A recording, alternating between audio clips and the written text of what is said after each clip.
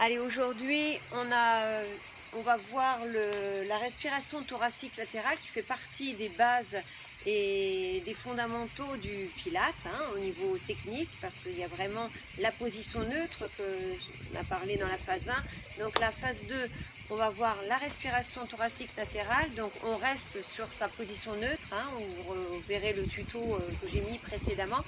Là, on va placer donc pour le repère du transverse, 2 doigts sur les crêtes iliaques. On fait 2 petits pas vers le nombril, 2 petits pas avec les doigts vers le pubis. Et si vous toussez, vous sentez une pression sous les doigts. D'accord ?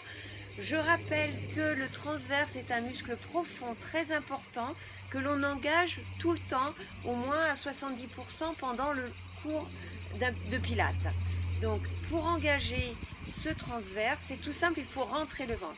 À partir du moment où on rentre le ventre, on va être obligé de passer par une respiration qu'on appelle thoracique latérale et non plus abdominale. Une respiration abdominale, c'est une respiration qui est naturelle, spontanée. Là, pour engager ce transverse, pour travailler en rentrant le ventre, pour toujours avoir un ventre plat, il va falloir avaler son nombril comme si on le tirait vers les lombaires. Et vous allez placer les mains sous la poitrine en essayant d'inspirer, ouvrez les côtes, et expire, referme les côtes, mais le ventre reste toujours rentré.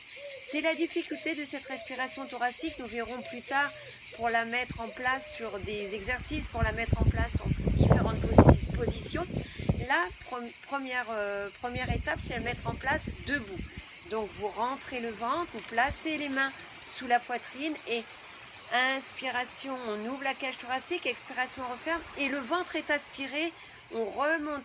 Imaginez que vous avez un pantalon vraiment très très serré, on rentre le ventre, on a du mal à fermer le bouton et on reste sur une respiration qui est plus haute. Voilà, exercez-vous, c'est vraiment très important.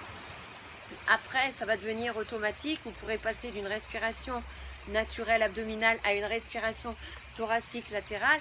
Mais c'est vrai que ça demande vraiment un apprentissage au début. Il faut s'entraîner de façon après de pouvoir passer cette respiration sur les postures que l'on va mettre en place. Ok ? Allez, à vous, entraînez-vous bien, c'est parti.